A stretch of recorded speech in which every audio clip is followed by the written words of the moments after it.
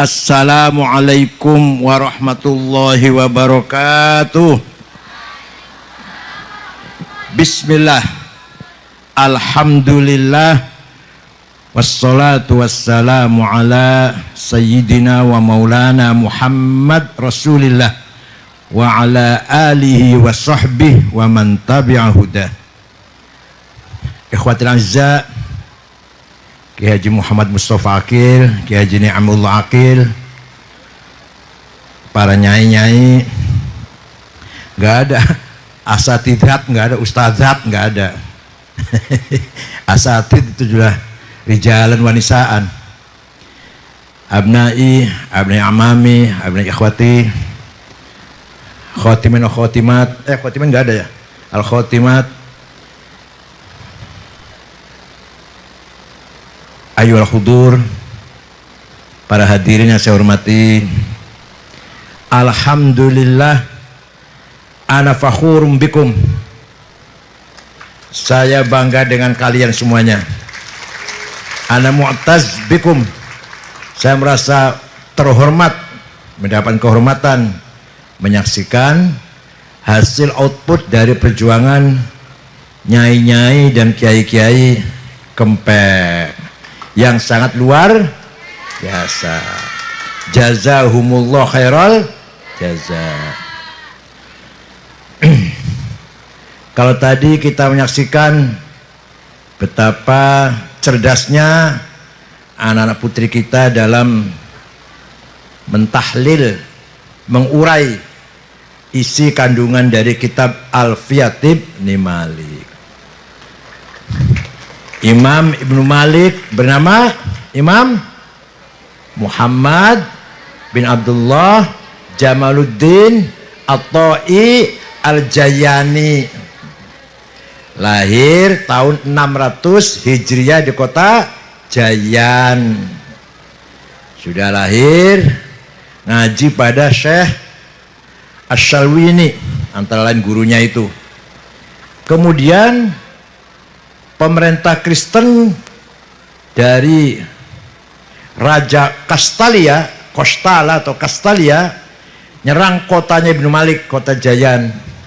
Walaupun serangannya tidak berhasil, pada tahun 627, baru usia 27, Ibnu Malik sudah pindah ke Damaskus, Syria. Di Damaskus melanjutkan ngaji pada Imam Ibnul Hajib dan pada imam yang lain ahli ilmu nahu. Pindah lagi ke kota Halab, pindah lagi ke kota Hamah, pindah lagi ke kota Mesir, kembali ke Damaskus, menyebarkan ilmu, ngajar, ngarang, nulis. Karangannya banyak, bukan hanya alfiyah, banyak karangannya. Tasrif ada, nahu ada, syair ada, syair ada, semuanya manfaat, diberi syarah oleh para pensyarah Imam Ibnu Syam Al-Ansari, Imam Ibnu Aqil, Al-Ashmuni, Ahmad Zaini Dahlan, dan lain-lain. Semuanya khidmah kepada Alfiyah Ibnu Malik. Alhamdulillah, anakku semuanya atam Alfiyah dengan 1000 bait kamilan. Kamilan betul? Kamilan. Yarfa'kum insyaallah. Ibnu Malik sehari-harinya ibadah, zuhud, qiraatul Quran, ngajar, malah sampai tua masih ngaji, masih belajar sampai tua. Beliau masih ngaji para sesepuh, terutama Turukis Sufiyah yang ada di Damaskus. Jadi setelah mendapat ilmu syariat yang cukup, juga ya ada yang kelewat, ahli qiraat. Ibnu Malik juga ahli qiraat, qiraat as-sab', termasuk mu'tabar qiraatnya, termasuk mu'tabarah Ibnu Malik ini. Nah, Ibnu Malik sampai tuanya kemudian masih tetap belajar, ngaji,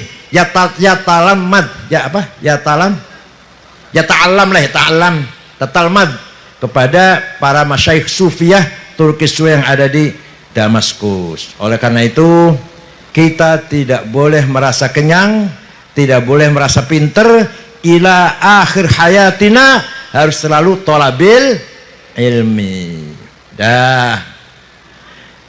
Ibnu Malik berakhir tahun 672 setelah beliau menyelesaikan karangan-karangannya, menyelesaikan tugas ngajar, murid-muridnya sangat banyak sekali, termasuk putranya sendiri Muhammad Badruddin dan Badruddin Ibnu Jamaah. Jadi ada dua, Muhammad Badruddin anaknya dan Badruddin Ibnu Jamaah, itu muridnya langsung itu, dan lain-lain. Beliau meninggalkan athar, apa bahasa sekarang apa Ahmad, legacy. Meninggalkan apa? Legacy yang harus kita contoh, harus kita tiru, kita ikuti jejak beliau dalam perjuangan selama hidupnya. Walaupun bagaimanapun ada kekurangan, selain Nabi Muhammad manusia ada kekurangan. Kekurangan ini dikritik, diangkat, diungkap oleh putranya sendiri, Imam Muhammad Badruddin. Beliau suka nyerang Alfiyah bin Malik. Alah, apa ini bapak bikin nahdhum gini, salah ini. Masa mutada'un zaidun wa adul khobar, itu bukan definisi itu.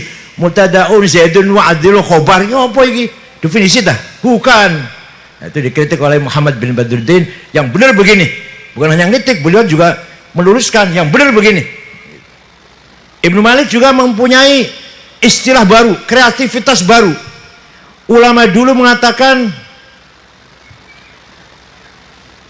gimana? Ismun lam yusamma fa'iluh, maf'ulun la yusamma fa'iluh. Ibnu Malik mengatakan naibul fa'il.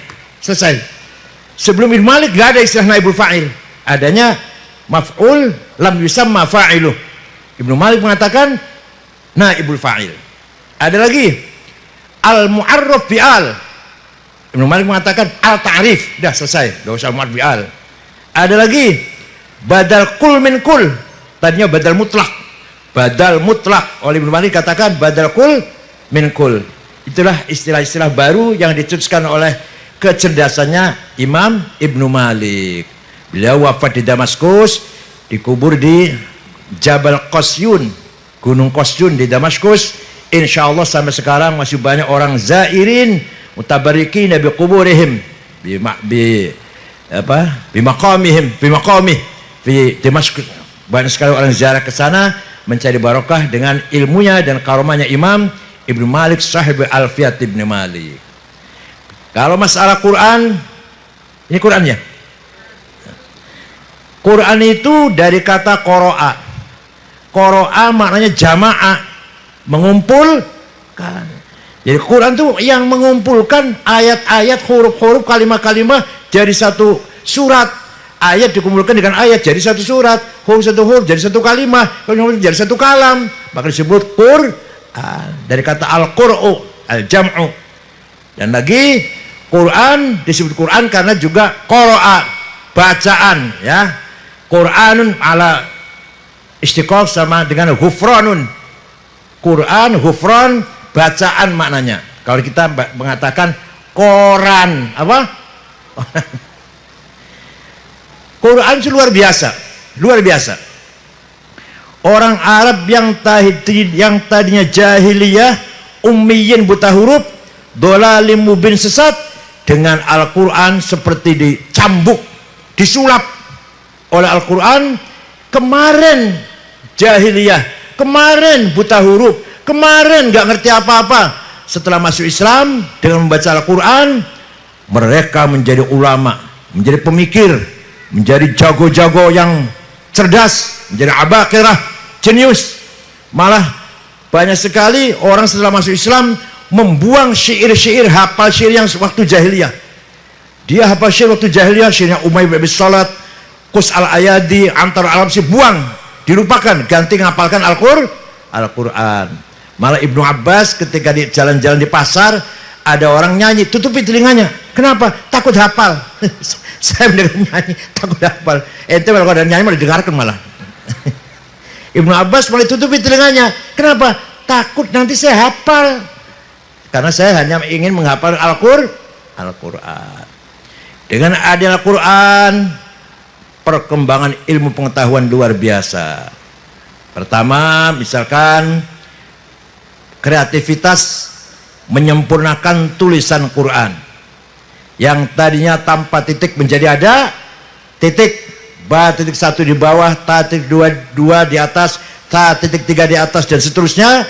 Itu kreativitas ulama Abul Aswad Ad-Du'ali dalam rangka menyempurnakan tulisan Arab, bukan hanya Quran, tulisan Arab.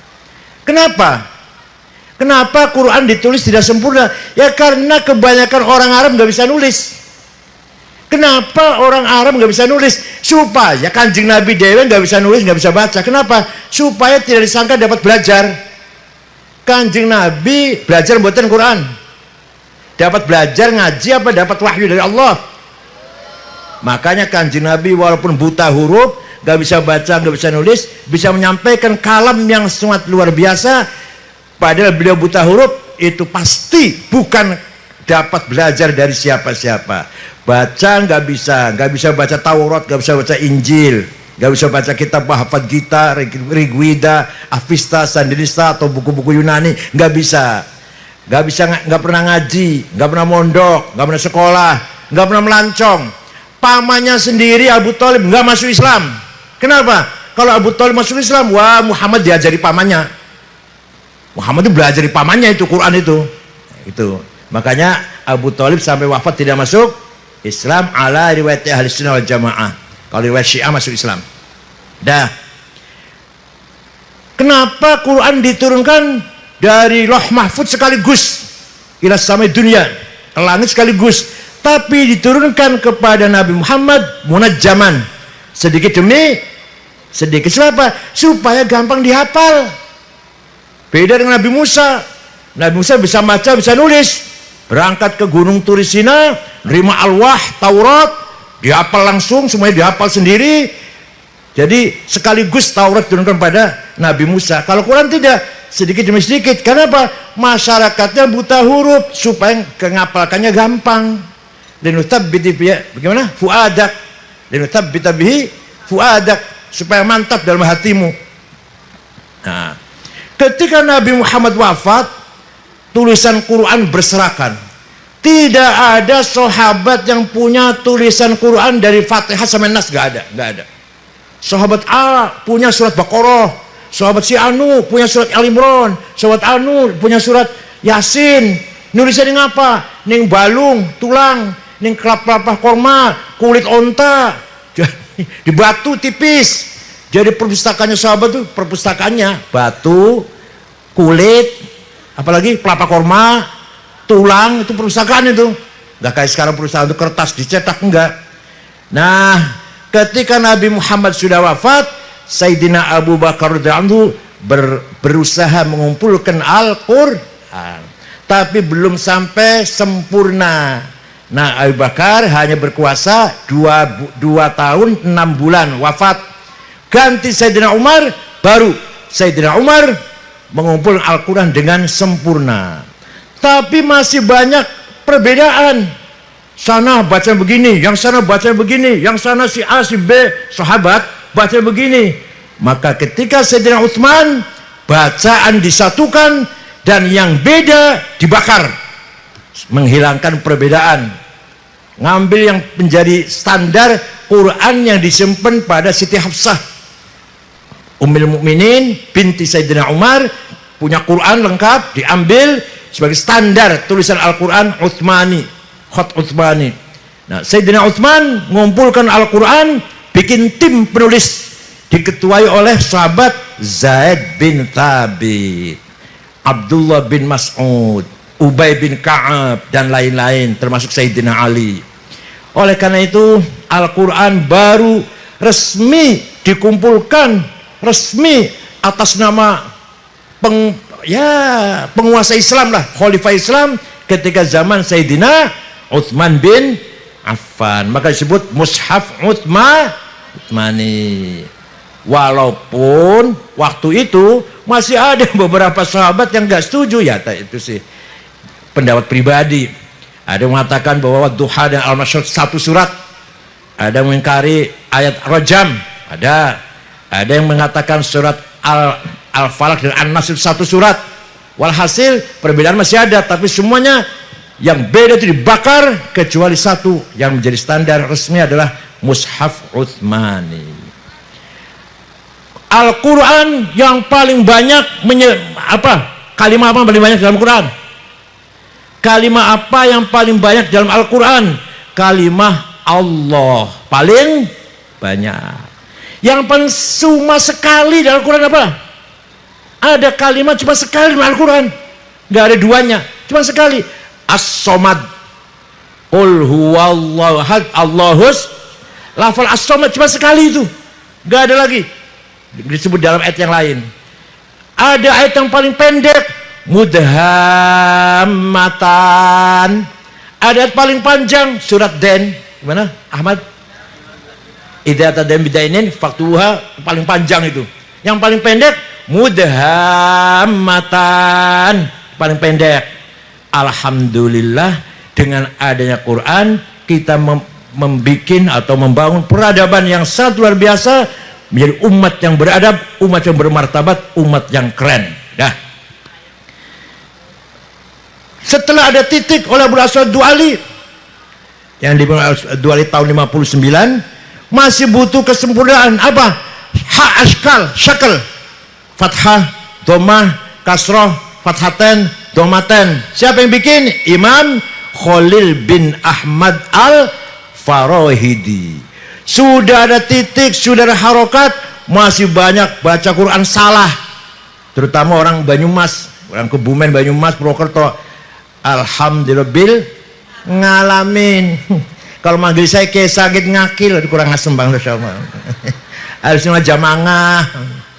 Maka ada seorang imam besar namanya Abu Ubaid Qasim bin Salam yang wafat tahun 224, membuat ilmu tajwid di tilawatil Quran. Ilmu tajwid baru ada idgham, idhar, ikhfa, iqlab, qalqalah, mad lazim, mad jaiz. Siapa yang bikin?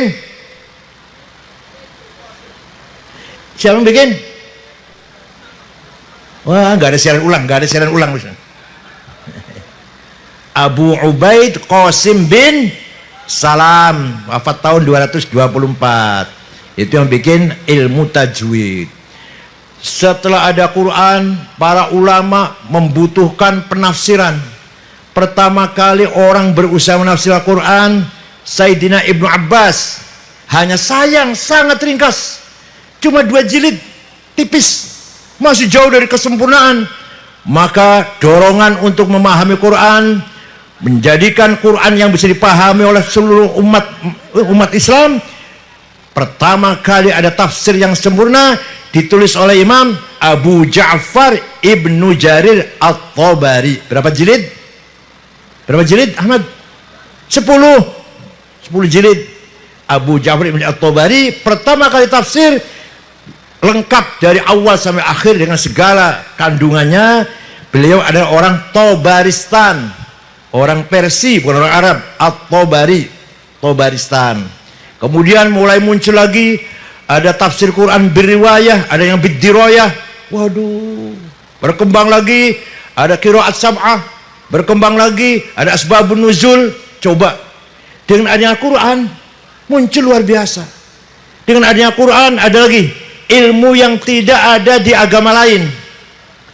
Ilmu nahwu, syair, ilmu pidato, retorika, syair puitika di Yunani ada, gramatika Yunani ada. Tapi ada ilmu yang tidak dipunyai oleh agama lain manapun kecuali Islam. Dua. Usulul fiqh dengan mustalahul hadits. Gak ada itu. Agama lain gak ada ngurus ini bener apa enggak ya? Sahih apa? Dhaif apa? Gak ada. Itu selalu Islam itu. Ini hadis bener apa enggak? Pertama kali yang menulis mustalah hadis siapa? Imam Syihabuddin Romahurmuzi. Siapa? Atas perintah Khalifah Umar bin Abdul Aziz tahun 99 Hijriah. Hadis sahih kalau syaratnya ada 4. Antara murid dan guru ketemu. Saya dengan Gus Dur ketemu, itu sahih itu. Kalau saya mengatakan qala berkata Kiai Hasyim Asy'ari, enggak sahih karena saya enggak ketemu. Tapi kata Gus Dur sahih karena saya ketemu. Gurunya yang saya ambil riwayatnya itu thiqah, bisa dipercaya, tidak pernah bohong,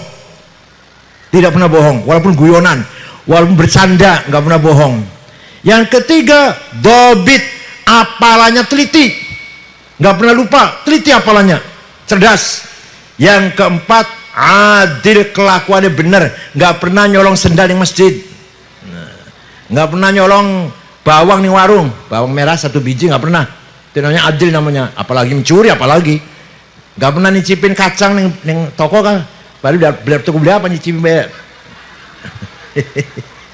Nah, kalau syarat 4 ini terpenuhi, hadisnya sahih. Kurang 1 syaratnya, turun hasan. Kurang 2 turun dhaif. Dhaifnya mauquf, munqati', mu'allal, mursal, dan seterusnya dan seterusnya. Hanya di agama Islam, hanya di peradaban Islam. Di lain Islam, Kristen, Katolik, Hindu, Buddha, nggak ada ilmu itu, nggak ada. Ilmu yang seperti itu, yang menilai nas, menilai teks bener apa enggak, nggak ada itu. Pokoknya apa yang datang kitab suci ada dibaca itu aja. Nggak ada ilmu menyelidiki nas ini bener apa enggak.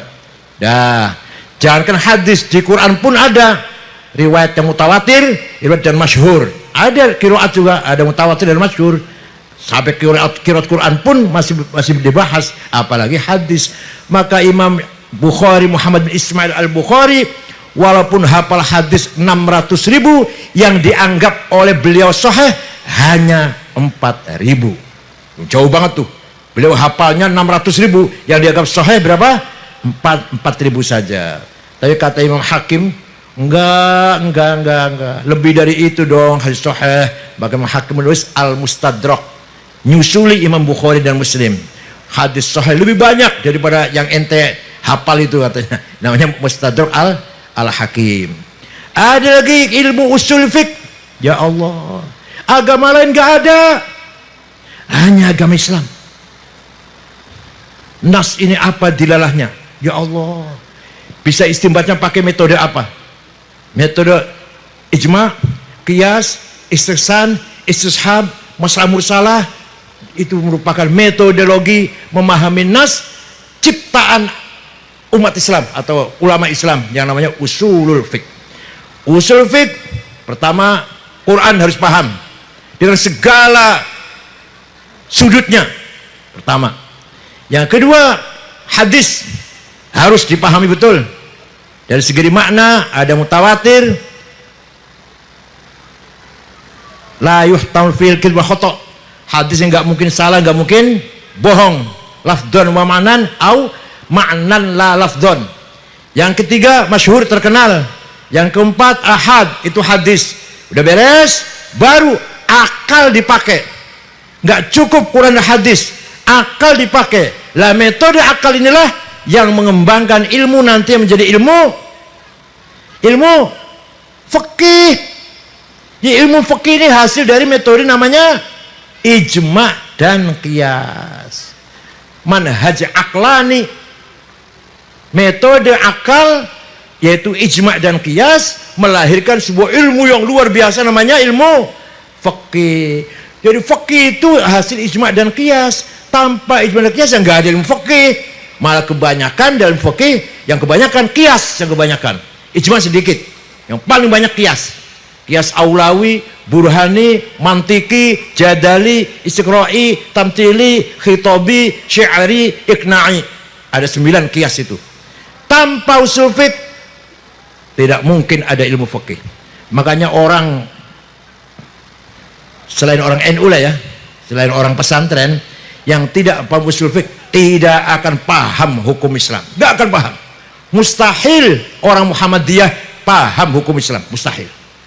Karena tidak menggunakan ijma dan qiyas. Metode akliyah, ijma konsensus ulama. Ada qauli, ada sukuti. Qiyas metode individualistik yang bersifat kecerdasan masing-masing pribadi ulama. Sampai sekarang pun di NU kalau munas namanya apa? Apa namanya? Ilhaq dan ijtihad jama'i. Saking tawadhu NU mau ngomong ijma dan qiyas, tawadhu saking ngomongnya apa? Ijtihad jama'i dan ilhaq. Wal ijma' itu ya ijma', ilhaq itu ya qiyas. Padahal saking tawadhu ulama NU beli gelem nganggo istilah itu kegeden. Jadi mengatakan ijtihad jama'i dan ilhaq. ilhaqun nas bin nasin akhar. Nah, itu keputusan Munas Lampung tahun 82. Walaupun sampai sekarang prakteknya di NU sangat sulit dipraktekkan. Ketika saya mengkritik bahwa definisi Ahlussunnah itu yang sekarang ada itu bukan definisi. Ahlussunnah wal Jamaah adalah madhab yang mengikuti madhab salah satu madhab 4, yang mengikuti salah satu madhab akidah 2, yang mengikuti 2 madhab tasawuf. Masa madhab definisi madhab? Ahlussunnah wal Jamaah adalah madhab yang mengikuti madhab. Gimana sih definisi itu? Definisi itu Ahlussunnah wal Jamaah adalah madhab yang mengikuti madhab. Masa gitu definisi? Tapi saya ngomong gitu, ya Allah, ada yang bilang suruh istighfar, ada yang bilang suruh syahadat. Ya Allah, yang kritik begitu aja sama syahadat. Ya, itulah keputusan Munas Lampung. Kita dibolehkan ilhaq dan ijtihad jama'i, tapi dalam prakteknya sangat berat dipraktekkan. Masih banyak kiai menolak kalau ada pemikiran-pemikiran baru. Gus Dur saja, kalau bukan Gus Dur ya sudah habis itu. Hanya karena Gus Dur siapa, maka apapun pendapatnya diterima oleh para kiai-kiai. Nah, jadi perkembangan peradaban umat Islam dengan Al-Quran sangat-sangat luar biasa. Belum lagi ada ilmu balaghah. Yang gagas ilmu balaghah adalah Amr bin Ubaid, orang Mu'tazilah kedua, yang mengandung 3 ilmu: ilmu ma'ani, ilmu bayan, ilmu badi'. Setelah melihat keindahannya bahasa Al-Qur'an, lahirlah ilmu nahu. Siapa Abu Nahu itu? Imam Sibawayh atau Amr bin Kumbur. Setelah ada orang baca Quran salah, innallaha bari'um minal musyrikin wa rasulih, Allah tidak melindungi orang musyrik dan tidak melindungi Rasulullah. Salah. Yang benar, innallaha bari'um minal musyrikin wa rasulullah, Allah tidak melindungi orang musyrik dan Rasulullah pun tidak melindungi orang musyrik. Lahirlah ilmu nahu. Masya Allah. Lahir pula asbabun nuzul yang dibukukan oleh Imam Al-Wahidi. Orang mau bicara Quran harus paham kontekturnya Quran. Kalau enggak, sama-sama perintah. Yang satu perintah sholat, perintah puasa, perintah zakat, perintah haji. Yang satu perintah perang. Waqatilu, waqatilu. Ayo, kalau nggak pakai asbabun nuzul, dikira sama. Sekarang harus perang, sekarang harus sholat, ya. Sekarang harus zakat, ya. Sekarang harus haji umrah bagi yang mampu, ya. Harus puasa Ramadan, ya. Sekarang harus perang itu. Ya, itu kalau tidak tahu asbabun nuzul. Imam Al-Wahidi orang pertama kali menggagas ilmu asbabun nuzul. Hadirin saya hormati, itu sebagian kecil dari dorongan Al-Quran menjadi sumber peradaban Islam. Islam bukan hanya akidah dan syariah, tapi Islam agama ilmu pengetahuan, kemajuan, kemanusiaan, dan sosial, kemanusiaan, ilmu pengetahuan, peradaban, dan kebudayaan akhlakul karimah. Itulah Al-Quran.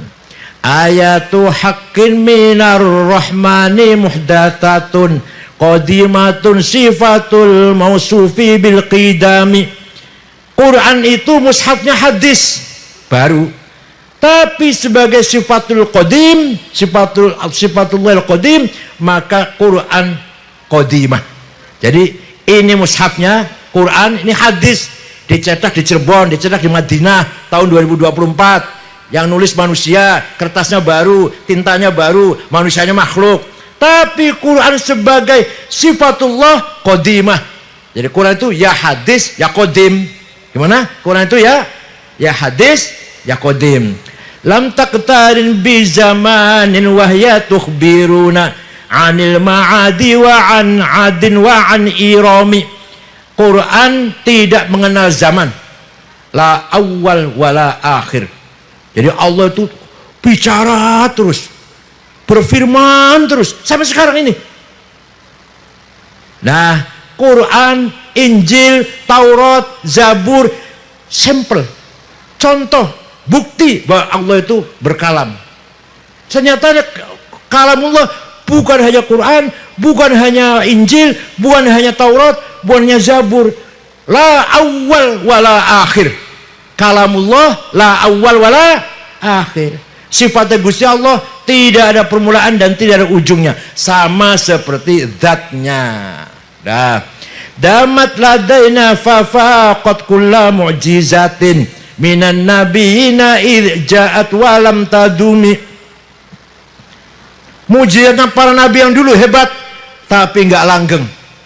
Nabi Musa pentungnya hebat, bisa menjadikan Laut Merah jadi jalan tol, hebat, tapi sudah tidak ada.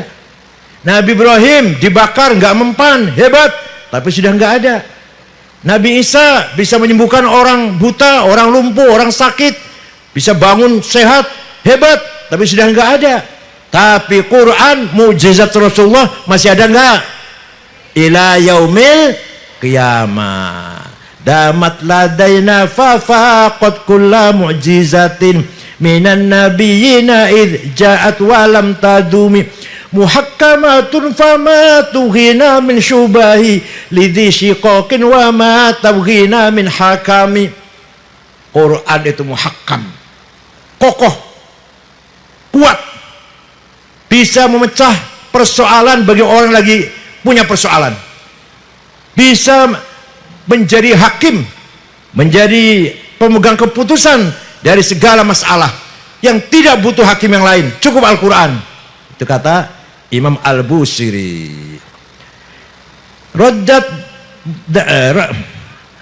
Raddat balaghatuha da'wa mu'aridiha raddal ghuriyadal jani'anil hurami. Balaghonya Al-Quran bisa mengerod, mengkanter segala tuduhan-tuduhan terhadap Al-Quran. Siapapun yang menentang Al-Quran kalah. Siapapun yang hendak mengkritik Al-Quran kalah dengan balaghonya. Sejak dulu ada orang ini di Al-Quran, gagal. Al-filu mal-fil hayawanun lahu khurtumun tawil. Ada yang bikin begitu, gak laku, gak laku. Ya difda'u ya niqi mata niqin. Wahai kodok, mendengkurlah kamu dengan dengkuran yang kenceng, gak laku. Itu Khuwailid bin Tolhah. Jadi dulu itu ada orang aku jadi nabi, bikin Al-Quran, nanya Al-Quran, Abi Sajjah, Khuwailid bin Tolhah, dan yang terkenal siapa? Musailamah Al-Kadzdzab. Semua itu tidak mampu menandingi Al-Quran.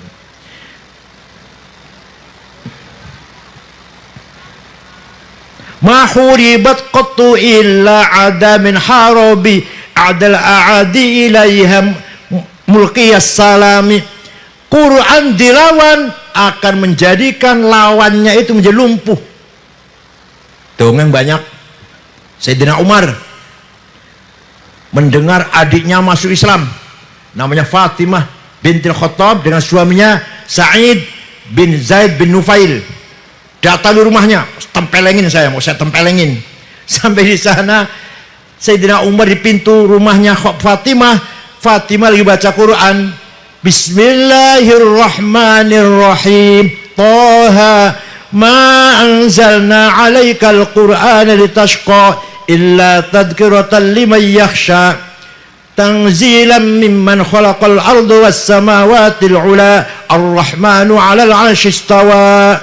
Taha, wahai Muhammad, saya tidak sekali-kali menurunkan Al-Quran kepadamu untuk membuat kamu celaka, tapi agar kamu menjadikan Quran dijadikan peringatan bagi orang yang takut kepada Allah.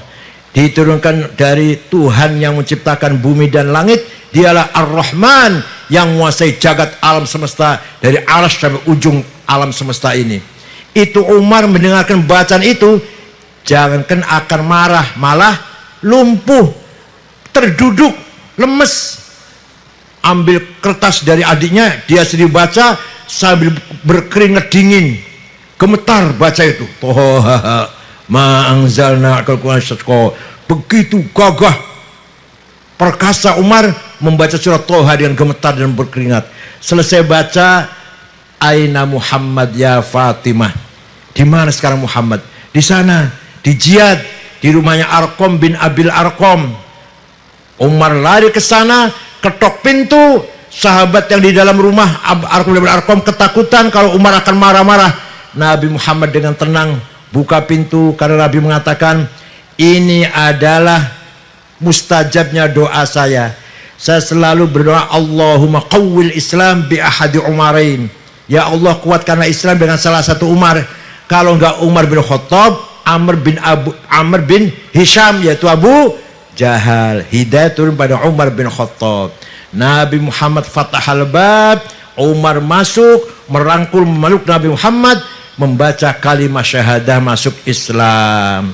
Apa kata Umar setelah masuk Islam? Wahai Rasulullah, wahai para sahabat, mulai besok baca Quran, ngaji, ceramah, kira-kira ceramah, ngaji di masjid, jangan sembunyi di sini. Sholat jamaah di masjid, jangan sembunyi di sini. Ada saya, jangan takut. Kempek juga harus ada begitu. Di Kempek harus ada begitu, harus ada itu. Jangan takut kemo, ada saya. Ada nggak? Ada yang belum, ada yang gitu belum? Musa apa ya gitu ya, Musa ya. Jangan takutnya khawatir, ada saya. Bahkan Sayyidina Umar ngomong pada masyarakat Arab setelah itu, barang siapa yang ingin istrinya janda, barang siapa yang ingin anaknya yatim, lawan saya. Paham nggak? Paham nggak? Barang siapa yang ingin istrinya jadi janda, mati artinya. Barang siapa yang istrinya ingin jadi janda, anaknya menjadi yatim, lawan saya. Gak ada yang berani lawan tuh Sayyidina Umar. Itulah cerita bagaimana Quran setelah didengarkan oleh orang lain bisa menjadikan orang itu lumpuh atau lemes menjadi damai yang tadinya sangat benci sekali. Gitu ya. Qarrat biha ainu qariha faqultu lahu laqad dhafirta bihablillahi fa'tasimi. Orang baca Quran akan tenang hatinya. Punya hutang baca Quran, tenang. Rugi dagang, tenang. Apalagi untung dagang baca Quran, ya tenang juga. Walhasil dibaca apa saja pantas. Beda dengan baca berjanji, baca ya Nabi salam alaika. Kalau orang mati bahasa itu pantas nggak itu? Bapaknya meninggal, ya Nabi salamun alik. Pak, pantas nggak itu? Tapi kalau baca Quran, lahiran baca Quran, meninggal baca Quran, punya hajat baca Quran, dapat hajat baca Quran, ya Allah, semuanya pantas. Kapan saja di mana.